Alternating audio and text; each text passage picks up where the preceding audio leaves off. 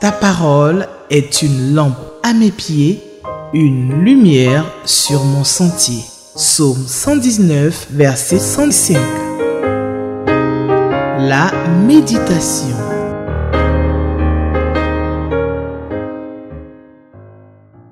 Jeudi 28 mars 2024, nous sommes à notre rendez-vous quotidien de lecture et de réflexion sur la Bible, la parole de Dieu. C'est la Ligue pour la lecture de la Bible en collaboration avec la télévision Espérance TV de l'Église méthodiste unie. Mesdames et messieurs, bonjour, shalom, la paix du Seigneur soit avec vous.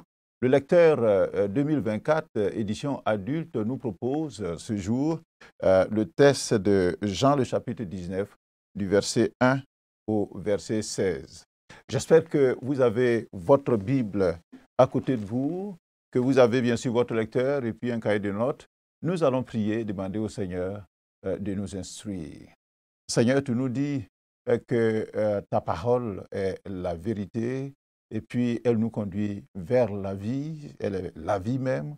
Nous te prions, Seigneur, de nous instruire, Seigneur, ce matin, dans ta parole, au nom de Jésus-Christ. Amen. Alors, pour notre méditation d'aujourd'hui, la question numéro 2, la question numéro 3 et puis la question numéro 7. Est-ce que ce passage m'apprend quelque chose sur Dieu le Père, Dieu le Fils et Dieu le Saint-Esprit? Y a-t-il un exemple à suivre ou à ne pas suivre? Et quelle vérité Dieu me révèle-t-il? Alors, avant de lire notre texte de ce jour, Jean chapitre 19, 1 à 16, faisons un petit retour sur les événements passés. Donc, nous allons donner le contexte donc, de notre lecture de ce matin. Depuis Jean le chapitre 13, Jésus a commencé à faire ses adieux à ses disciples qui lui sont restés fidèles. Car il sait que l'heure est venue pour lui de quitter ce monde pour s'en aller auprès de son Père. Il leur donne un nouveau commandement dans Jean chapitre 13, à savoir de s'aimer les uns les autres comme lui, il les a aimés. Il les exhorte à ne pas avoir le cœur troublé dans Jean chapitre 14. Car, dit-il, il est le chemin, il est la vérité et il est la vie. Nul ne va au Père que par lui. De plus, il s'en va leur préparer une place, une demeure auprès de son Père. Il leur dit qu'il est sorti donc du Père et qu'il retourne donc au Père dans Jean chapitre 16, le verset 28.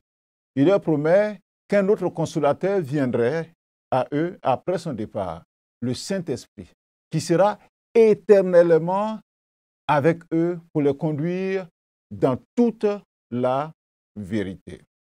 Et Jésus demande à ses disciples qui l'ont aimé et qui ont cru en lui de prier désormais directement le Père, mais en son nom. Et le Père qui les aime les exaucera. Dans Jean le chapitre 17, alors qu'il est à Gethsémane, qu'il est gagné par la solitude et l'effroi d'une mort atroce, imminente, Jésus recourt à la prière car l'heure est grave et les forces ténébreuses sont en action contre lui. Il formule ensuite une prière pour ses disciples afin que le Père les préserve du diable, du malin. Enfin, Jésus prie pour ceux qui croiront en lui, c'est-à-dire nous-mêmes, aujourd'hui, Jésus a prié pour nous, afin que nous soyons un, comme le Père et le Fils, ils sont un. Dans le chapitre 18 de Jean, il nous est rapporté que suite à la traîtrise et à la perfidie de Judas Iscariote, une cohorte donc de soldats et de gardes envoyés par les prêtres, les principaux sacrificateurs et les pharisiens, ces gardes-là sont allés arrêter Jésus au jardin de Gethsémane. Dès lors commencent les violences verbales, les violences physiques sur la personne de Jésus. Il est conduit chez le souverain sacrificateur où il est brutalisé, il est moqué. Celui-ci, le souverain sacrificateur, le fait lier et l'envoie à Pilate afin que ce dernier le condamne à mort. Car selon les Juifs, Jésus est un malfaiteur. Dans notre texte d'hier, en réponse à une question que Pilate a posée à Jésus, bien sûr, Jésus affirme qu'il est effectivement roi, mais à ceci près, que son royaume n'est pas de ce monde-là, qu'il est né et qu'il est venu dans le monde pour rendre témoignage à la vérité. Après cet entretien, Pilate rapporte aux Juifs qu'il ne trouvent aucun crime en Jésus. Aussi propose-t-il aux Juifs de le relâcher. Mais les Juifs préfèrent que Pilate leur relâche un brigand du nom de Barabbas, au détriment bien sûr de Jésus. Alors nous allons lire la suite de cet événement qui est tout de même assez triste. Jean, le chapitre 19, à partir du verset 1 jusqu'au verset 16. Je fais la lecture avec vous. Alors Pilate prit Jésus et le fit battre des verges. Les soldats tressèrent une couronne d'épines qu'ils posèrent sur sa tête, et ils le revêtirent d'un manteau de pourpre. Puis, s'approchant de lui, il disait, « Salut, roi des Juifs !» et il lui donnait des soufflets. Verset 4. Pilate sortit de nouveau et dit aux Juifs, « Voici, je vous l'amène dehors, afin que vous sachiez que je ne trouve en lui aucun crime. » Jésus sortit donc, portant la couronne d'épines et le manteau de pourpre. Et Pilate leur dit, « Voici l'homme. » Verset 6. Lorsque les souverains sacrificateurs et les huissiers le virent, ils s'écriaient, « Crucifie! Crucifie !» Pilate leur dit, « Prenez-le vous-même et crucifiez-le, car moi, je ne trouve point de crime en lui. » Verset 7. Les Juifs lui répondirent, « Nous avons une loi et selon notre loi, il doit mourir, parce qu'il s'est fait fils de Dieu. » Quand Pilate entendit cette phrase, sa frayeur augmenta. Il rentra dans le prétoire et il dit à Jésus, « D'où es-tu » Mais Jésus ne lui donna point de réponse. Pilate lui dit, « Est-ce à moi que tu ne parles pas? Ne sais-tu pas que j'ai le pouvoir de te crucifier et que j'ai le pouvoir de te relâcher » Verset 11. Jésus lui répondit, « Tu n'aurais sur moi aucun pouvoir s'il ne t'avait été donné d'en haut. C'est pourquoi celui qui me livre à toi commet un plus grand péché. » Dès ce moment, Pilate cherchait à le relâcher. Mais les Juifs criaient, « Si tu le relâches, tu n'es pas ami de César. Quiconque se fait roi se déclare contre César. » Pilate, ayant entendu ces paroles, amena Jésus dehors, et il s'assit sur le tribunal, au lieu appelé le pavé, et en hébreu, Gabata. Verset 14. C'était la préparation de la Pâque, et environ la 6e heure. Pilate dit aux Juifs, « Voici votre roi. » Mais ils s'écrièrent, « Ôte, ôte, crucifie-le. » Pilate leur dit, « Crucifierai-je votre roi ?» Les principaux sacrificateurs répondirent, « Nous n'avons de roi que César. » Verset 16. Alors, il leur livra pour être crucifié. Ils prirent donc Jésus et l'amenèrent. Voici donc notre texte qui nous est présenté. Alors, quel titre donner à ce passage-là? La Ligue, sinon le lecteur, a donné le titre de « Jugement injuste ». Jugement injuste. Dans notre texte se joue la plus grande tragédie de toute l'humanité. La condamnation de Jésus, le Fils de Dieu, suite à 2 jugements iniques. Jésus a tout d'abord comparu devant les autorités religieuses juives, puis devant le gouverneur. Le procès devant Pilate est particulièrement détaillé et construit en cette scène où l'on voit le gouverneur faisant des allées et venues entre Jésus à l'intérieur du palais et les autorités religieuses juives qui sont dehors.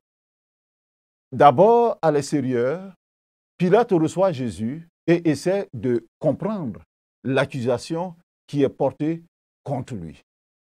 Il l'amène à l'intérieur et l'interroge. Ensuite, il sort à nouveau et propose de le relâcher. Mais rien à faire. Alors, il rentre une nouvelle fois dans son palais et décide de faire flageller Jésus. Puis, il le fait à nouveau sortir en supposant que la punition était suffisante, mais sans succès. Il retourne encore à l'intérieur, de plus en plus mal à l'aise. Finalement, il sort une dernière fois et essaie de libérer Jésus. Mais il se heurte à une foule déchaînée dont la haine a été attisée, exacerbée par les religieux. L'apôtre Jean montre clairement dans ce texte le rôle de Pilate qui condamne Christ à mort, tout en le sachant et le déclarant innocent. Compte tenu des nombreuses irrégularités dans ce jugement inique, et aussi de notre temps qui est assez étriqué, nous n'allons pas répondre à la question de si ce passage nous apprend quelque chose, donc sur Dieu le Père, Dieu le Fils, Dieu le Saint-Esprit. Nous allons donc passer directement à la question numéro 3. Y a-t-il un exemple à suivre ou à ne pas suivre? Et bien évidemment, notre texte, tel que nous l'avons donc lu et que nous comprenons, regorge donc d'exemples, de beaucoup d'exemples à ne pas suivre. Nous allons commencer par Pilate, le gouverneur. La décision injuste et cruelle de faire battre Jésus est un exemple à ne pas suivre. C'est un mauvais exemple. Dans le monde entier, l'Empire romain avait la réputation de rendre une justice équitable. Malheureusement, dans notre texte, nous constatons qu'une entorse monumentale au droit commun est en train de se produire. Pilate, le gouverneur, qui avait déclaré déjà dans le texte précédent, dans Jean, le chapitre 18, le verset 38, qu'il ne trouve aucun crime donc en Jésus. C'est ce Pilate qui, tout en proclamant l'innocence donc de Jésus, il lui fait infliger un châtiment ignominieux, honteux et cruel. Notre verset 1 nous dit ceci, que Pilate prit Jésus et le fit battre de verges, alors qu'il le trouve innocent. Alors, qu'est-ce qui pourrait expliquer cette décision injuste et cruelle de la part d'un gouverneur qui, plus, est le garant de la justice? 3 choses que moi je citerai. D'abord, la compromission et l'absence de force morale chez un leader pour dire le droit, pour déclarer que Jésus est libre parce qu'il est innocent. Il n'a pas eu donc cette force et il s'est compromis. Deuxième chose, Pilate avait la crainte de la menace, j'allais dire, des hommes, des Juifs, et qui lui faisaient pression. Et il avait peur. Troisième chose, il avait peur de perdre son poste parce qu'un rapport pourrait lui être fait et qui lui serait défavorable. Alors cette couardise, cette lâcheté donc de Pilate avait pourtant des conséquences très graves, très néfastes donc sur la vie de Jésus, un innocent. En effet, les verges ou la flagellation était un supplice horriblement cruel.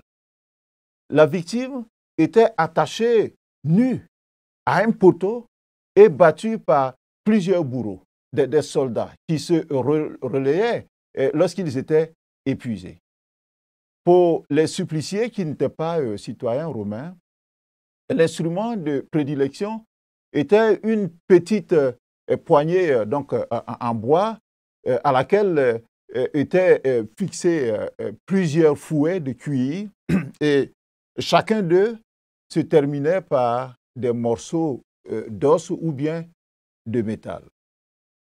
Voyez-vous comment cela pouvait donc créer des difficultés donc, aux suppliciés. Le supplice donc, des verges était si brutal qu'il était parfois fatal donc, à la victime. Le corps était déchiré et lacéré d'une si horrible façon que muscles, veines et puis les os étaient visibles à l'œil. Ce supplice avait lieu avant l'exécution pour affaiblir la victime ou même le déshumaniser, comme nous dit Ésaïe, le chapitre 53, le verset 5 que nous allons lire plus tard. Donc ça, c'était un mauvais exemple de Pilate. Deuxième mauvais exemple de Pilate, c'est sa lâcheté. Il semblerait que Pilate avait l'intention de susciter de la compassion pour Jésus, que la foule, en voyant donc du sang couler après donc, cette flagellation, serait satisfaite et que les Juifs n'exigeraient pas la mort de Jésus. C'est de la lâcheté de sa part. C'est une trahison donc, de sa fonction donc, de gouverneur. En fait, Pilate s'est détourné de la vérité. Et comme nous avons lu d'ailleurs précédemment dans Jean, le chapitre 18, le verset 38, où Pilate donc s'est approché de Jésus. Et puis Pilate lui a posé la question de savoir qu'est-ce que la vérité. Quand il a posé cette question, il s'est détourné et puis il est parti, sans attendre la réponse. Alors, il continue de se compromettre lourdement et s'enfonce dans son indignité. Le verset 4 de notre texte. Le verset 4, il dit que Pilate, il est sorti et puis il est venu trouver les Juifs et il leur dit encore, « Je ne trouve en lui aucun crime. » Mais il sort et puis il présente donc Jésus qui porte donc une couronne d'épines et puis un manteau de pourpre. Et il leur dit, « Voici l'homme. » Celui qui n'a pas qui est innocent, il n'a pas commis de crime. Pilate a mauvaise conscience. Il tente encore vainement d'obtenir la libération de Jésus en l'amenant devant la foule.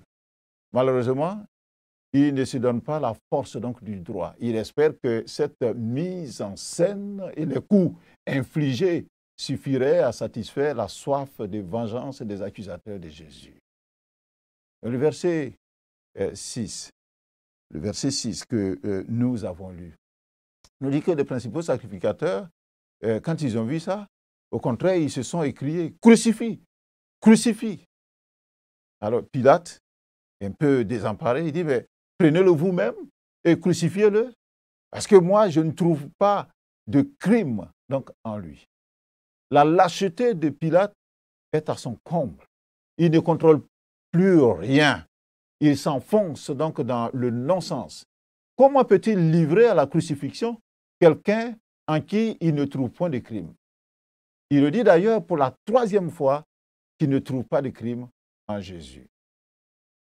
Alors les versets 7 jusqu'au verset 11, les Juifs donc vont répondre et puis ils vont donner donc d'autres arguments. Alors, qu'est-ce que les Juifs donc lui disent? Il dit, notre loi dit que quelqu'un qui est comme ça, il doit mourir parce qu'il s'est fait fils de Dieu. Ah ça, c'est quelque chose de grand. Alors, suite à la réponse donc des Juifs, Pilate, il prend peur parce qu'il est superstitieux. En tant que païen, il a entendu des histoires au sujet de dieux semblables donc à des êtres humains qui rendraient visite donc aux hommes et les jugeaient. Ainsi, la majesté, la prestance donc du Christ, l'autorité qui émane donc de Christ, son discours d'ailleurs sur la vérité commençait à convaincre Pilate qu'il s'est mis dans des sales draps. Et puis, ce qui ajoute de l'huile, j'allais dire, sur le feu, c'est qu'un peu plus tôt, et selon Matthieu, le chapitre 27, le verset 19, il avait reçu de sa femme, Pilate avait reçu de sa femme un message bien étrange qui disait ceci. Il dit, ne te mêle pas de l'affaire de ce juste, car cette nuit, j'ai été fort tourmenté par des rêves à cause de lui. Ça, c'est la femme de Pilate qui lui donne ce message. Enfin, Pilate pose la bonne question à Jésus. Parce que tout ça, ça le trouble. Alors, il s'approche de lui et puis lui pose la bonne question. Mais d'où es-tu? Mais le Seigneur refuse de répondre, car c'est trop tard pour Pilate. Les dés sont jetés. Par contre, il le secoue davantage lorsqu'il lui dit, tu n'aurais sur moi aucun pouvoir s'il ne t'avait été donné d'en haut. Cette fois-ci, Pilate, je le vois pâlir. Et il a des sueurs froides. Comme il parlait, lui, de son pouvoir. Jésus lui rappelle un pouvoir qui est supérieur au sien, tout en lui reprochant indirectement de méconnaître l'autorité d'en haut. Et cette autorité, bien sûr, c'est l'autorité de Dieu. Alors, Pilate veut relâcher Jésus. Mais il y a longtemps qu'il n'a plus la situation en main, tout lui échappe. Il est très, très mal donc, dans ses sandales ou dans ses bottes, comme on le dirait, car les événements l'ont pris de vitesse.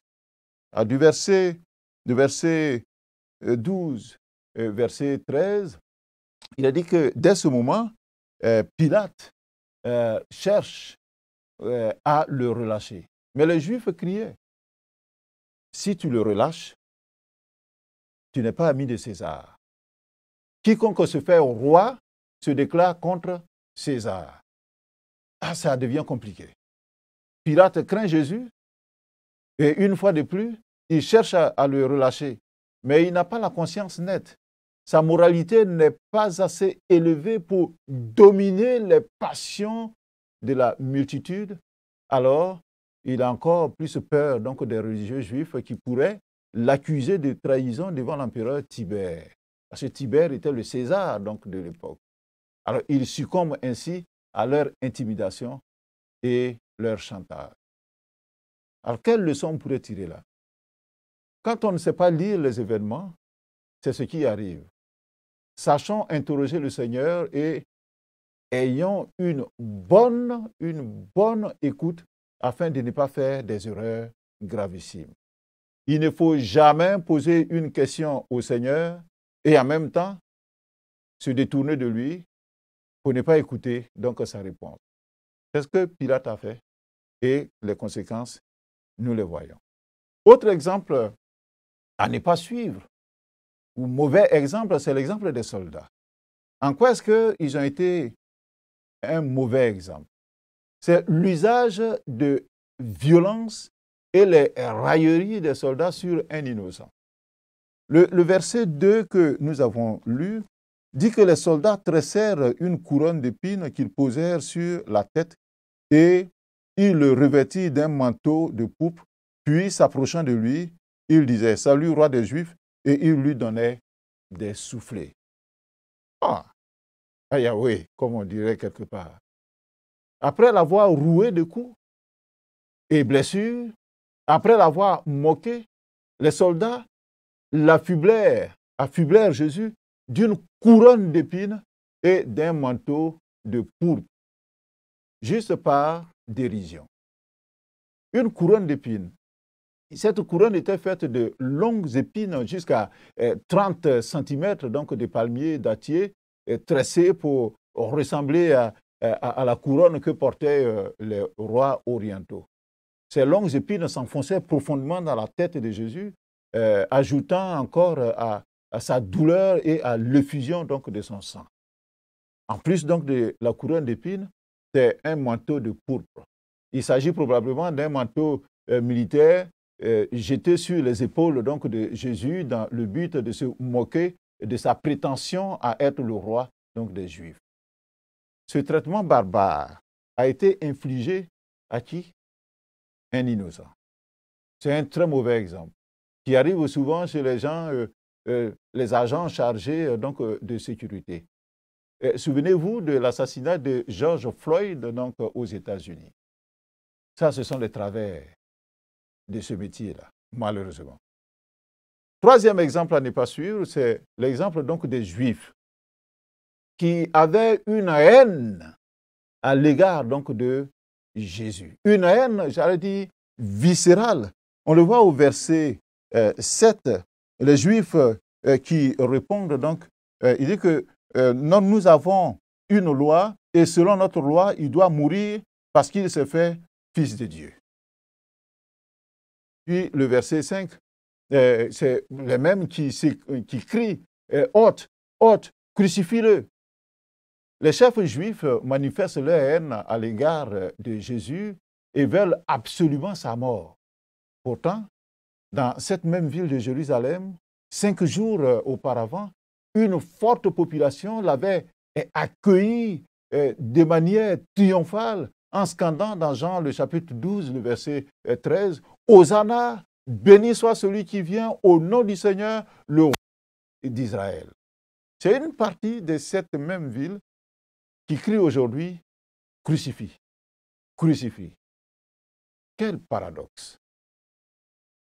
La crucifixion était une exécution honteuse habituellement réservée à des criminels, aux esclaves, et surtout aux révolutionnaires comme Barabbas.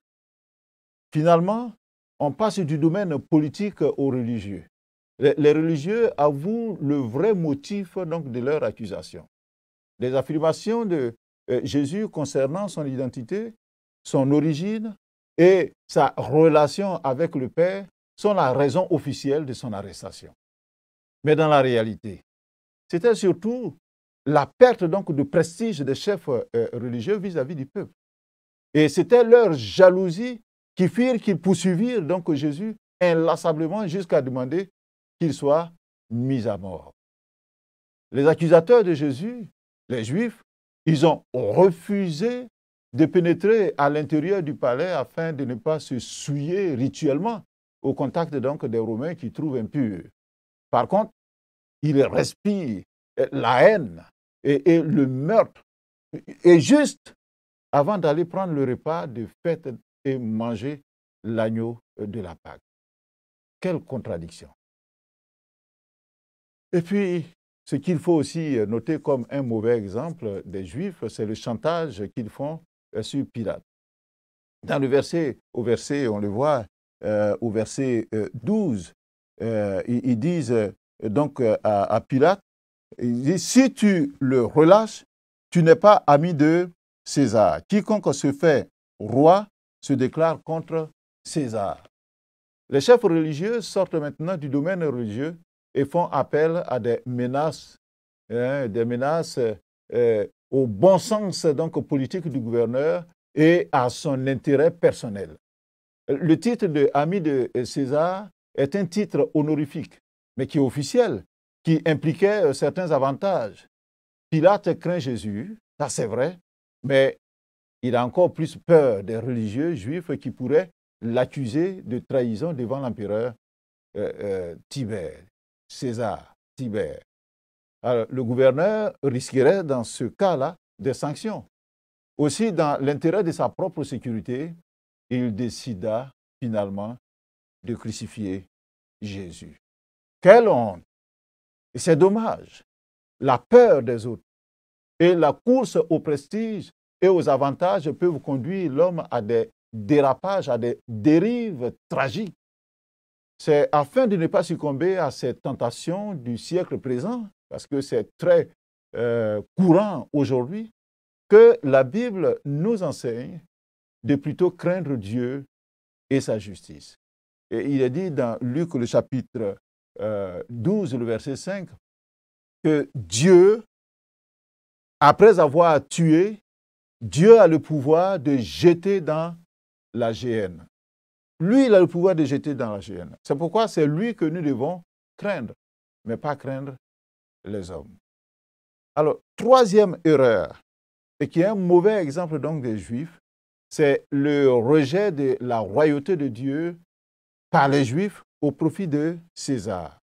Le verset 15, il est dit, hôte, Pilate leur dit, mais crucifierai-je votre roi? Et puis les principaux sacrificateurs répondent, nous n'avons de roi que César. Nous n'avons de roi que César. Pour faire plaisir à Pilate, le chef des Juifs prononce des paroles d'une grande gravité. Quel hypocrite!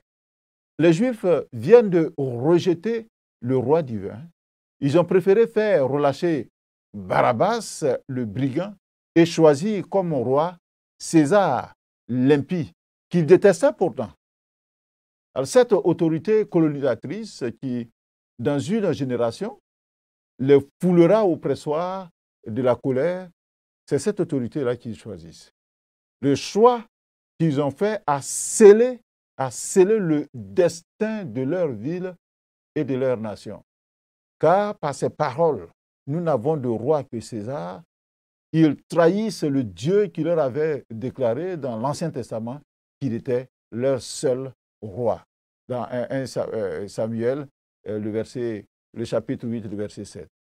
Et il préfère donc à Dieu un monarque païen et cruel et à qui ils viennent de faire allégeance. Quelles leçons pouvons-nous tirer? Faisons attention.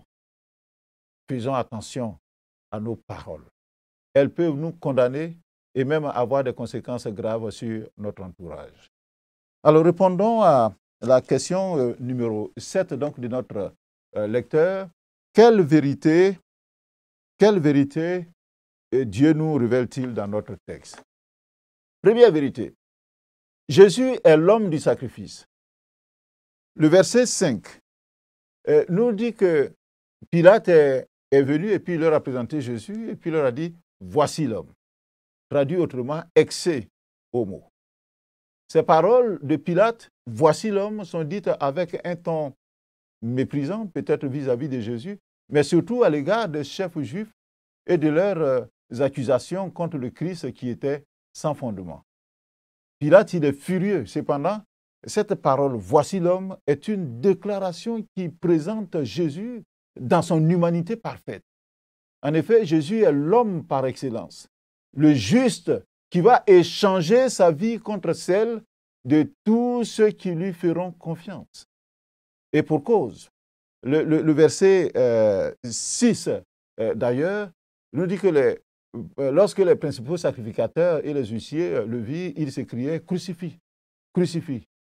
Jésus est donc l'agneau de Dieu qui se donne en sacrifice ultime pour racheter l'humanité déchue.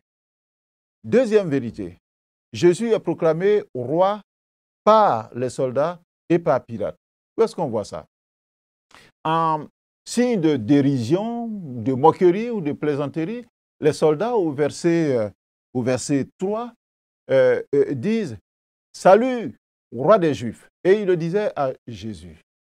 Et Pilate présente plusieurs fois Jésus comme le roi des Juifs. On le voit au verset 14. Pilate dit aux Juifs, « Voici votre roi ». Et puis au verset 15 aussi d'ailleurs, il dit, « Mais crucifierai-je votre roi ?» Alors sans le savoir, et les soldats et Pilate proclamaient ainsi la vérité haut et fort que Jésus est roi et il est le roi des Juifs, il est le roi de l'humanité. Troisième vérité que nous pouvons retirer donc de notre texte. Jésus est fait roi par les soldats. Et ça, c'est très frappant. Les soldats qui croyaient présenter habillèrent Jésus des insignes du pouvoir royal. En effet, la couronne qu'il lui portait, même si elle est faite donc d'épines, et le manteau de couleur pourpre, rouge, violacé, ce sont des symboles de la royauté. Même dans la douleur, Jésus est présenté aux Juifs comme un roi. Le verset 5, Jésus sortit donc, portant la couronne d'épines et le manteau de pourpre. Et Pilate leur dit, voici l'homme, habillé comme un roi. Ça, c'est une vérité. Et quatrième vérité, Jésus était tout seul face à ses bourreaux et face donc à sa mission. Jésus est seul dans cette triste et humiliante situation. Il brave seul les insultes, les railleries, la haine et puis les coups. Ses disciples ont tous fui et son Père semble l'avoir abandonné. Personne ne vient à son secours à ce moment précis où il aurait tant besoin de soutien. La foule est là, nombreuse, scandant sa condamnation. Mais personne, à ce moment-là, ne semble s'émouvoir pour sa cause. Ça, c'est une vérité. Et cinquième vérité, enfin, la crucifixion a lieu un vendredi. Parce que ça nous servira demain. Alors, il est dit au verset 14 que c'était la préparation de la Pâque et environ la 6e heure, Pilate dit aux Juifs, voici votre roi. Toute cette séquence que nous venons de lire, toute cette histoire se passe un vendredi, c'est-à-dire veille du sabbat, à 6 heures du matin, selon l'usage romain du découpage du temps qui commence à minuit. Alors, nous arrivons au verdict, parce que la fin du texte nous donne, j'allais dire, une pensée et nous donne la suite de l'histoire qui donne du froid dans le dos. Le verset 16, il a dit alors, il le leur livra pour être crucifié. Ils prirent donc Jésus et l'amenèrent. Ah, c'est grave. L'heure est grave. C'est pour cela qu'il a été titré que c'est un jugement injuste, inique. Pilate était disposé à plaire aux Juifs. Aussi remit-il Jésus aux soldats, enfin, pour être crucifié. On ne peut pas dire remis Jésus aux Juifs par les soldats pour qu'il soit crucifié. Il préférait les louanges des hommes à celles de Dieu. Jésus a été livré aux chefs religieux juifs par Judas. Les Juifs l'ont livré à Pilate. Celui-ci, à son tour, livre Jésus à la volonté des Juifs pour être crucifié par les soldats. Quel scandale! Quelle injustice! Cependant, revisitons cette dernière parole de Jésus à Pilate au verset 11. Et Jésus lui dit, « Tu n'aurais sur moi aucun pouvoir s'il ne t'avait été donné d'en haut.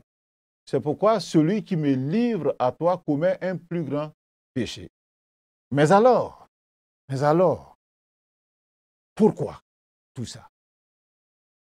Pourquoi cet acharnement sur une personne innocente? Pourquoi ce mépris?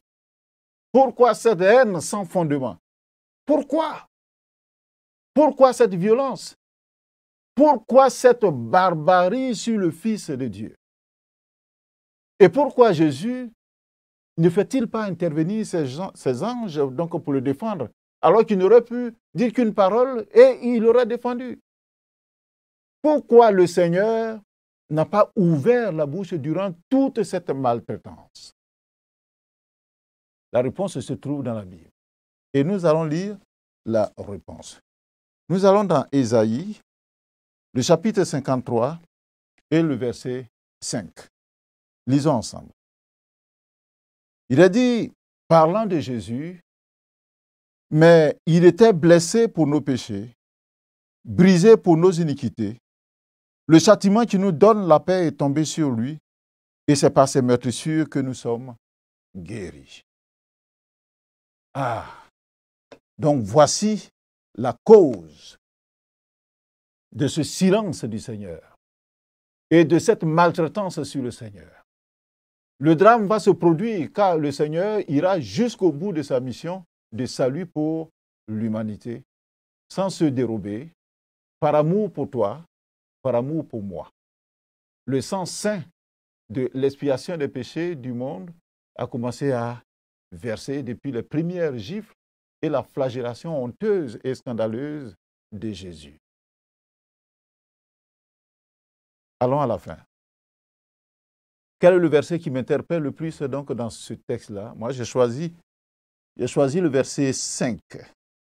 Le verset 5 dit: Jésus est sorti donc, portant la couronne d'épines et le manteau de pourpre. Et Pilate leur dit, il dit donc aux Juifs: voici l'homme, exe homo.